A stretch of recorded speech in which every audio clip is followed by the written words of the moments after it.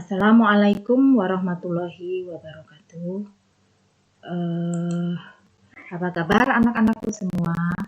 Ibu yakin kalian masih selalu dalam keadaan sehat dan tetap semangat. Kita bertemu pada pelajaran IPA kali ini, yaitu pertemuan yang pertama. Sebelum pelajaran kita mulai, jangan lupa berdoa ya. Nah, berdoa menurut keyakinan kita masing-masing. Mulai berdoa dicukupkan. Ibu ingatkan kembali, jangan lupa kalian absen ya. Nah, absen kalian di Google Classroom. Oke. Kalian belajar kali ini dengan Ibu ya, di kelas 9 belajar IPA dengan Ibu Winarningsi. Nah, berikutnya kalian sudah kenal kan sama Ibu di pertemuan kemarin Zoom meeting. Oke, baiklah anak-anak. Mungkin di dalam benak kalian muncul pertanyaan, bagaimana ya kita bisa ada di dunia? Mungkin juga muncul pertanyaan, berapa lama ya kita berada di dalam kandungan bunda?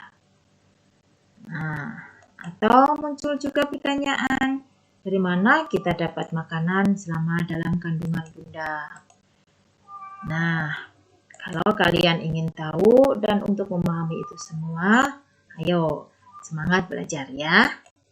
Oke. Nah, di kelas 9 semester ganjil ini kalian belajar mulai bab 1, yaitu sistem reproduksi pada manusia.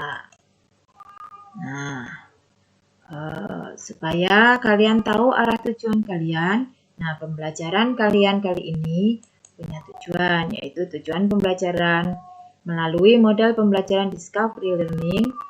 Peserta didik dapat yang pertama mendeskripsikan fase-fase pembelahan mitosis dan meiosis dengan benar. Jadi nanti kalian perhatikan ya, supaya kalian bisa nanti mengetahui bagaimana sih fase-fase pembelahan mitosis dan pembelahan meiosis dengan benar. Yang kedua, menjelaskan ciri-ciri setiap fase pembelahan mitosis dan meiosis dengan tepat. Yang ketiga, kalian harus bisa menjelaskan karakter atau sifat sel anakan dari hasil pembelahan mitosis maupun pembelahan meiosis. Oke. Berikutnya, untuk mengingatkan kembali mengenai pelajaran kelas 7, kita agak menengok kembali ke belakang pada saat kalian belajar di kelas 7 tentang organisasi kehidupan. Nah, mungkin kalian pernah ya pada saat kelas 7 belajar seperti ini. Nih, organisasi kehidupan, bagian terkecil dari makhluk hidup. Kita mengetahui bahwa bagian terkecil dari makhluk hidup adalah sel, ya. Kemudian kumpulan dari sel akan membentuk jaringan. Nih contoh jaringan. Kumpulan dari beberapa jaringan akan membentuk organ. Satu contoh nih, organ lambung. Kemudian beberapa kumpulan dari organ akan terbentuklah yang namanya sistem organ. Barulah dari sistem organ ini terbentuk yang namanya organisme atau terbentuklah yang namanya makhluk hidup. Masih ingat kan pelajaran kalian di kelas 7? Nah, inilah urutan-urutan tentang organisasi kehidupan dari yang paling sederhana yaitu sel sampai yang paling kompleks yaitu organisme. Ibu mengingatkan ya, sudah mulai ingat. Nah, di pelajaran tentang sel ini ya, kita nanti akan mempelajari tentang yang pertama pembelahan sel. Nah, pembelahan sel itu sangat penting bagi kelangsungan semua makhluk hidup. Karena apa? Pada awalnya manusia berasal dari satu sel. Nah, kemudian dari satu sel itu akan membelah jadilah banyak. Kenapa sel membelah? Ada 3 alasan kenapa sel bisa mengalami pembelahan. Alasan yang pertama, karena pertumbuhan. Jadi pada saat kalian dari kecil jadi besar, atau dari pendek jadi tinggi, itu yang kita sebut pertumbuhan. Bagaimana kalian bisa tumbuh? Karena ada pembelahan sel. Alasan yang kedua yaitu untuk perbaikan. Nah, apa sih yang dimaksud perbaikan sel? Mungkin kalian pernah mengalami yang namanya luka. Nih, anak putri biasanya membantu ibunya di dapur. Mungkin tangan kalian pernah luka kena pisau. Nah, apakah luka kalian akan terus buka? Pasti tidak. Beberapa hari kemudian tentu bekas luka itu akan kembali seperti semula. Nah, itulah yang kita sebut dengan perbaikan. Artinya apa? Sel-sel membelah itu alasannya untuk perbaikan sel-sel yang telah rusak. Yang ketiga, yaitu alasannya karena reproduksi. Nah, alasan reproduksi ini, sel-sel reproduksi pun membelah. Ya, berikutnya. Dalam pelajaran pembelahan sel ini, kalian akan mengenal bahwa pembelahan sel ini dibedakan menjadi dua macam. Apa saja itu? Yang pertama, pembelahan mitosis. Apa sih pembelahan mitosis? Pembelahan mitosis adalah pembelahan yang menghasilkan dua sel anakan yang identik. Yang kedua, pembelahan meiosis. Nah, apa pembelahan meiosis? Yaitu pembelahan yang menghasilkan 4 sel anakan, di mana sel anakan ini memiliki kromosom yang hanya separuh dari kromosom induknya. Berbeda dengan pembelahan mitosis, ya, kalau pembelahan mitosis menghasilkan 2 sel anakan yang identik.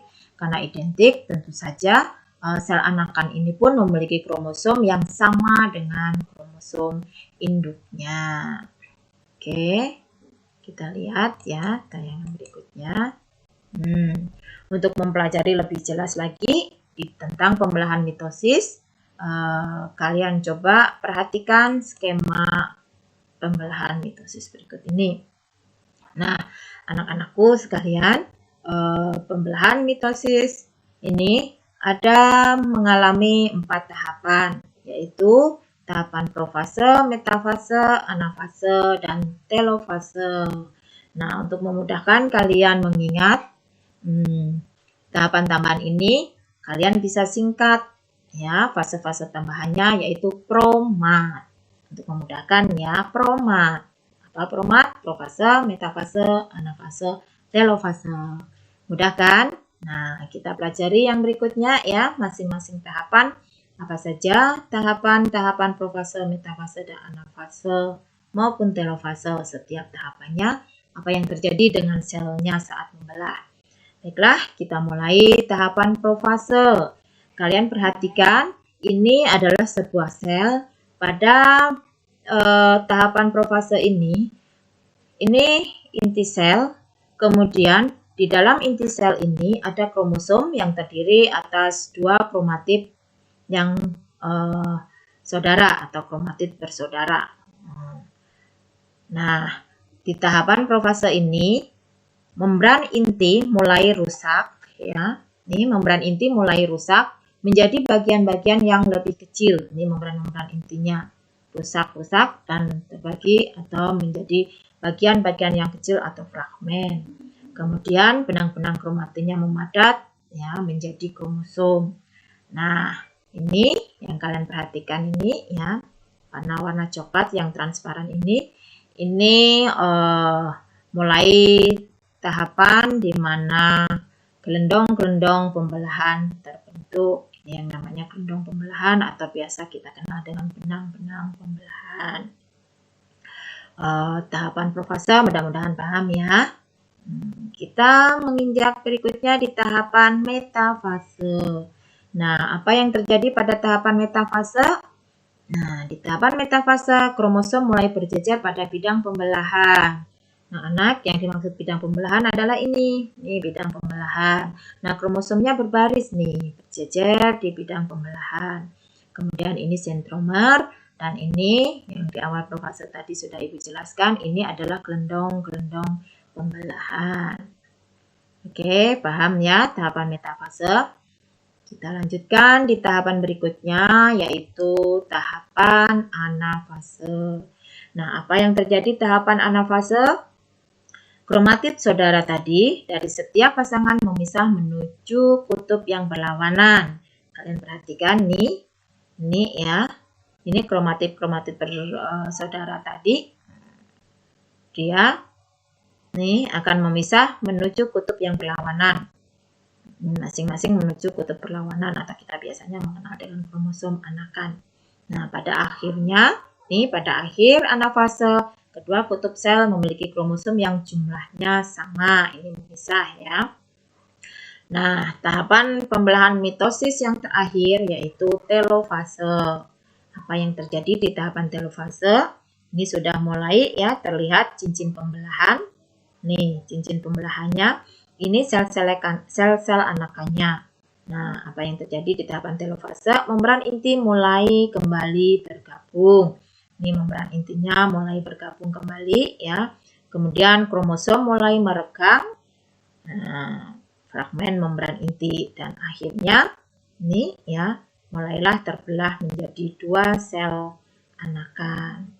Ini tentang akhir dari tahapan pembelahan mitosis. Seperti yang tadi Ibu ungkapkan di awal tadi, pembelahan mitosis ini akan menghasilkan dua sel anak ya, yang memiliki kromosom atau memiliki sifat identik dengan induknya. Paham anak-anak sekalian? Oke, kita menginjak ke tahapan berikutnya ya. Kalian perhatikan, ini mengenai fase pembelahan selnya. Nah, kita lihat yang berikutnya. Nah, ini tentang pembelahan meiosis.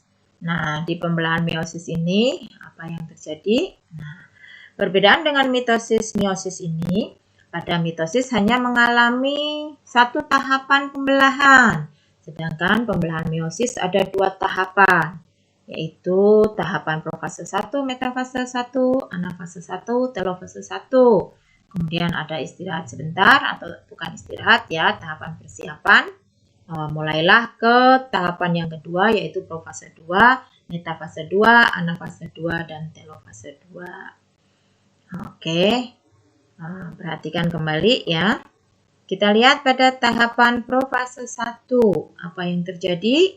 Ini sebuah sel ya, di dalamnya terdapat kromatid bersaudara, mereka pindah silang, sama seperti tahapan mitosis yang tadi, mulailah gelendong-gelendong pembelahan terbentuk. Nah, gelendong pembelahan ini terbentuk.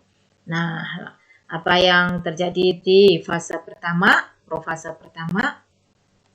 Yaitu yang pertama, ya. Nih, membran inti mulai rusak menjadi bagian-bagian kecil dan terbentuklah gelendong pembelahan. Nih, yang kedua, benang-benang kromatid memadat menjadi kromosom dan kromosom homolog berpasangan. Nih, kromosom homolognya. Terjadi pindah silang atau pertukaran segmen molekul DNA yang sesuai di antara kromatid yang non-saudara. Nah, ini profase 1. Langkah berikutnya ke metafase 1. Nah, di metafase 1, kromosom sudah mulai berjejer pada bidang pembelahan. Ini kalian perhatikan, ini kromosomnya mulai berjejer pada bidang pembelahan. Lanjutkan tahapan atau kita lanjutkan anafase 1.